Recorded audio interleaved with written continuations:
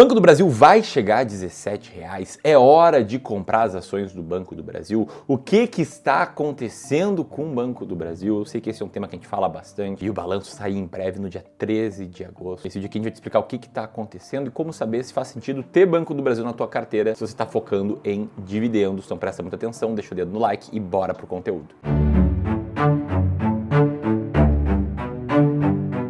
Beleza, Banco do Brasil já caiu pra caramba, isso não é mais novidade pra ninguém, a gente já falou sobre isso aqui no canal. A gente já viu, inclusive, os três principais fatores que fizeram isso acontecer. O primeiro deles é a inadimplência no agro, que ficou forte pra caramba, superando os 5% para o atraso de 30 dias de pagamento. Isso é muito alto, como o Banco do Brasil empresta muito mais dinheiro pro agro do que outros bancos, ele sofre muito mais. Além disso, a nova regulação 4966, que afetou a forma de ter receita de todos os bancos no Brasil, afetou muito mais o Banco do Brasil, onde praticamente R$1 bilhão no resultado do primeiro trimestre foi menor por causa da nova regulação. E o terceiro ponto é a alta da Selic, que ao contrário do que muita gente pensa, nesse momento está atrapalhando o Banco do Brasil. Uma vez que os investidores atuais do banco precisam ter uma remuneração muitas vezes atrelada à Selic, sendo que o banco emprestou dinheiro para pessoas lá próximo de 2020, enquanto a Selic era muito baixa. Ou seja, o banco está sendo remunerado por uma taxa do passado muito mais baixa, enquanto ele precisa remunerar os investidores por uma taxa muito mais alta e atual. Esse spread atrapalha o banco, quanto mais alto a Selic nesse momento, pior para ele. Isso tudo a gente já entrou em muitos detalhes aqui no canal, mas para completar, na semana passada a gente viu em um dia só, basicamente, uma queda de mais de 8% do Banco do Brasil, o que não teve nenhuma causa específica, mas houveram algumas especulações, fazendo as pessoas perguntar o que é que fez a ação do Banco do Brasil sair da estabilidade e cair 7% numa sexta-feira. Isso aconteceu logo depois da instauração da Lei Magnitsky, que levou sanções norte-americanas ao nosso Supremo Tribunal Federal na figura do Alexandre de Moraes. E foi justamente nessa onda que surgiram possibilidades do governo Trump aplicar sanções também às instituições financeiras brasileiras. Ou seja, poderia ser que dessa história alguma coisa ricocheteasse no Banco do Brasil. O mercado ficou com receio, o investidor estrangeiro também, e vendeu firme as ações naquela sexta-feira, principalmente na figura do JP Morgan,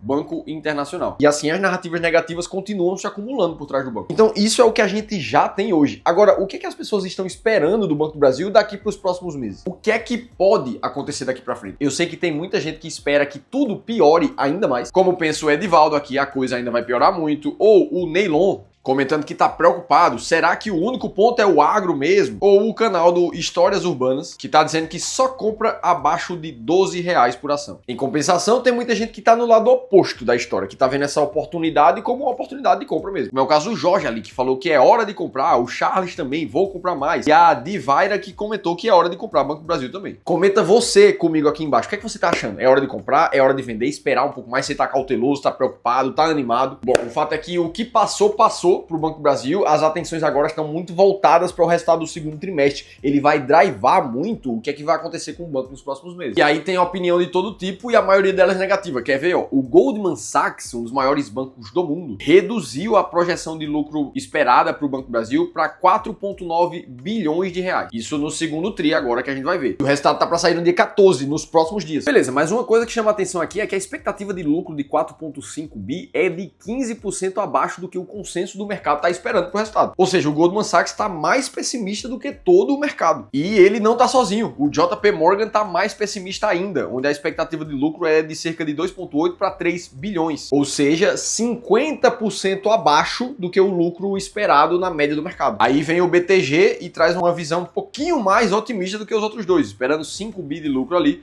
na média do mercado, o que representaria um ROI de 12,5%. Mas tem uma coisa que me chama a atenção aqui nesse posicionamento do BTG. Abre aspas. Quanto mais analisávamos o caso do Banco do Brasil, mais preocupado ficávamos com o fato de nossas estimativas ainda parecerem excessivamente otimistas. Ou seja, ele olhou para aquilo ali e ficou com medo de recomendar alguma coisa boa quando tá todo mundo falando mal do banco. E aí, vendo essa história toda, eu confesso que eu me lembro da primeira vez que eu comprei Banco do Brasil na minha pessoa física. Na época, eu investia com o principal foco em procurar empresas baratas, boas oportunidades. E me chamou muita atenção o pós-pandemia do Banco do Brasil. Naquela época ali, depois da queda do Covid, que trouxe uma desvalorização de mais de 50% do Banco do Brasil, o que a gente viu foi basicamente os preços de lado pelos próximos 2 anos, até o final de 2021, mais ou menos. Lembrando que isso aqui já considera o pagamento de dividendos. Então a realidade da cotação foi até pior do que isso. Em compensação, na mesma época, outros bancos se recuperaram de maneira muito mais rápida, como foi o caso do Itaú, do Bradesco, do Santander, todos recuperaram praticamente o mesmo patamar pré-pandemia até o ano de 2021, enquanto o Banco do Brasil continuava lá embaixo. E eu me lembro que naquele momento o Banco do Brasil não era nada hypado, todo mundo só queria saber muito mais dos outros bancos. Inclusive porque o histórico de dividend yield dos últimos anos dele não era nada demais. Entre 2016 e 2020, o que a gente viu foi um dividendo que ficou numa média de uns 3% por ano e não bateu nem 5%. Só que foi justamente porque ninguém estava falando dele naquele momento, as cotações não se recuperaram, que o índice preço sobre lucro do banco chegou num dos menores patamares dessa década, em cerca de 3. E aí depois de um tempo, passada a queda da pandemia, o cenário mudou. E o Banco do Brasil, depois do início de 2022, entrou num rally de alta que levou ele não só a recuperar os preços da pandemia, como elevar uma valorização de quase 100% considerando dividendos nesse período.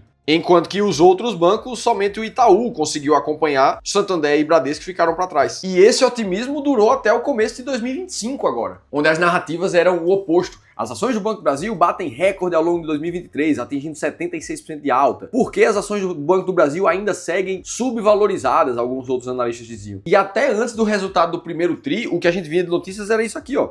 Ações do Banco do Brasil podem saltar quase 50% a mais até o final de 2025. Até que, quando tudo era otimismo, todo mundo queria comprar, o mercado surpreendeu negativamente as expectativas e a cotação caiu pra caramba, como a gente viu. Do começo do ano pra cá, a gente vê de novo o Banco do Brasil despontando negativamente, com a rentabilidade de menos 30%, enquanto praticamente todos os outros bancos ou estão no 0 a 0 ou estão bem positivos. O mais engraçado é que isso aqui se repete e vai continuar se repetindo. Quando tudo tá muito bom, as recomendações e as narrativas fazem com que a gente queira comprar. E quando tudo tá muito ruim, principalmente quando o tempo vai passando e as coisas não melhoram, como foi o caso pós-pandemia, um ano e meio, 2 anos, o dividendo não aparecia, a cotação não respondia. Nesses momentos a narrativa pressiona todo mundo a querer vender, não comprar pelo menos o ativo. Existem inclusive estudos comprovando que esse tipo de coisa acontece mesmo, como esse artigo aqui da Universidade de Maringá, que comprova que os analistas do mercado tendem a ficar muito otimistas quando o mercado tá bom e ficar muito mais pessimistas quando o mercado tá ruim, ou seja, recomendando compra quando o ativo tá subindo e recomendando venda quando o ativo tá caindo, fazendo todo mundo comprar quando tudo tá caro e vender quando tá barato. E isso acontece porque o ser humano é muito ruim mesmo em tentar prever o futuro. O próprio Boletim Focus errou 16 dos últimos 21 anos da tentativa de acertar os principais índices macroeconômicos e o mercado como um todo errou 95% sobre as previsões de economia da Bolsa desde 2021. E aí a gente volta para a recomendação do BTG, atualmente para o Banco do Brasil, como a gente acabou de falar. Olha essa frase aqui de novo depois do que eu acabei de dizer. Quanto mais a gente analisava as nossas recomendações, mais preocupados ficávamos de estar sendo excessivamente otimistas. O que é que eu leio aqui o cara quando ele fala isso? Ele não quer errar sozinho. Se o cenário é incerto, é de dúvida, é de incerteza, é óbvio que ele não vai recomendar compra. E é por isso que não tem como fugir de notícias e narrativas assim. Sempre vai se repetir. Agora, o que não dá é para você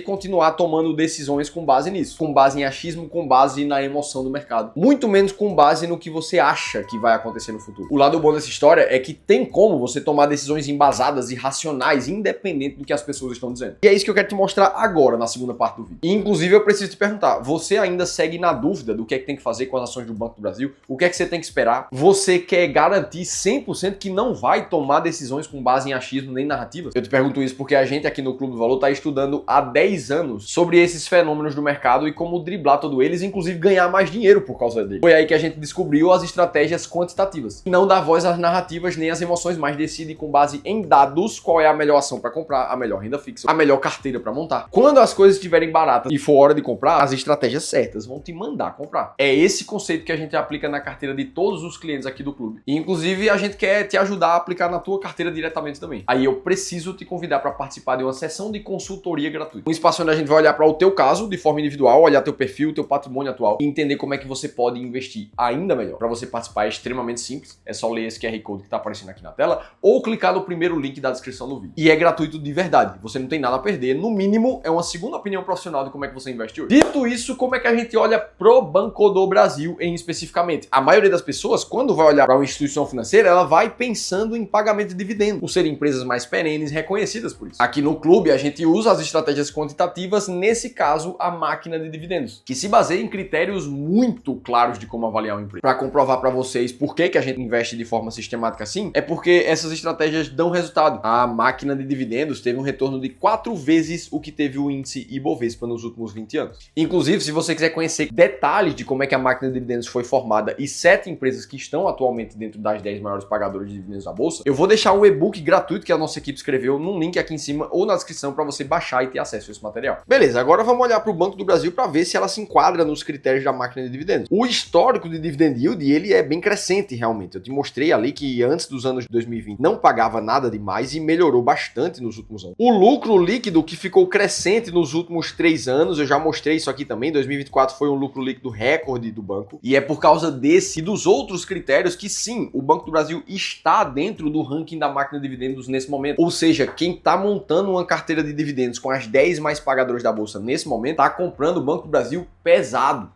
Ah, Felipe, então isso quer dizer que tu gosta pra caramba e vai sempre ter Banco do Brasil? É óbvio que não. Basta ela deixar de passar nos critérios da estratégia, ela simplesmente vai sair. Para que uma outra entre no lugar, isso pode acontecer a literalmente qualquer momento. Eu te mostrei exatamente o que está acontecendo, quais são as expectativas e o que fazer em momentos como esse. Agora me conta você aqui nos comentários, teve pelo menos uma informação nesse vídeo que fez sentido? O que foi que mais te chamou a atenção nesse conteúdo? Eu quero ouvir você. E para que você continue acompanhando os vídeos aqui do canal, eu vou deixar um outro bem similar a esse, eu vou estar te esperando no próximo vídeo.